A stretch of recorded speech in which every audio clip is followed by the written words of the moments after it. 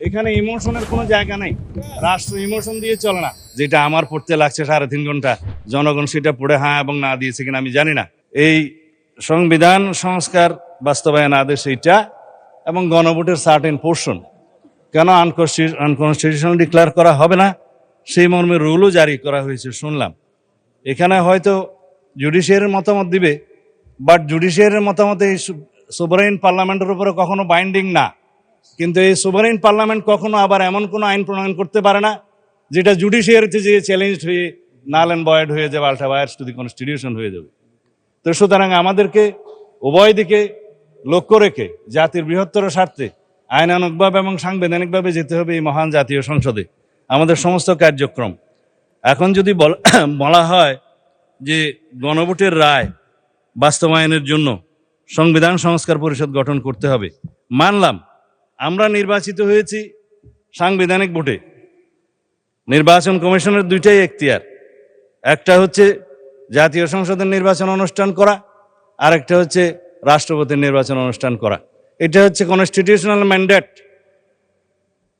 যেটা নির্বাচন কমিশন পালন করতে বাধ্য।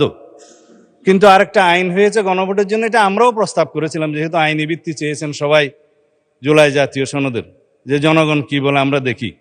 সেখানে জুলাই জাতীয় সনদ যেভাবে স্বাক্ষরিত হয়েছে, রাজনৈতিক সমঝোতার দলিল হিসেবে ঐতিহাসিকভাবে যেটা স্বাক্ষরিত হয়েছে, তার উপর ভিত্তি করে জুলাই জাতীয় সনদের পক্ষে এদেশের জনগণ আছে কি নাই সেই প্রশ্নে গণভোট হতে পারে। এবং সেটা একদিনে হবে না, 2 দিনে হবে, সেই বাহাস অনেকদিন হয়েছে, অতঃপর একদিনে অনুষ্ঠিত হয়েছে। এবং সেই ব্যালটে গণভোটে হ্যাঁ এবং না লেখা ছিল, কিন্তু এই আদেশটা মাঝখানে জারি করে আরেকটা প্রশ্ন ওখানে ইন্ট্রোডিউস করে দেয়া হয়েছে যে এই প্রশ্নে গণভোট দেয়া হলো 4টা প্রশ্ন, যেই প্রশ্নের মধ্যে একটা বিশাল প্রশ্ন জুলাই জাতীয় সনদের সমঝোতা হয়নি, এটা একটা জবরদস্তিমূলক আরোপিত আদেশ করে সেই আদেশের একটা প্রশ্ন গণভোটের মধ্যে দেয়া হলো, যেটা আমার পড়তে লাগছে 3.5 ঘন্টা, জনগণ সেটা পড়ে হ্যাঁ এবং না দিয়েছে কিনা আমি জানি না। তবে 4টা ভোট, 4টা প্রশ্ন, সেই প্রশ্নের মধ্যে একটা অ্যান্সার দিতে বলা হয়েছে, আইদার হ্যাঁ অথবা না বলুন। কিন্তু 4টা ভোটে তো 4টা প্রশ্ন থাকা উচিত ছিল, যে আমরা কোন কোন প্রশ্নে হ্যাঁ বলবো, কোন কোন প্রশ্নে না বলবো, সেই অপশনও ছিল না। আমি সেই লম্বা বাহাসে যাচ্ছি না।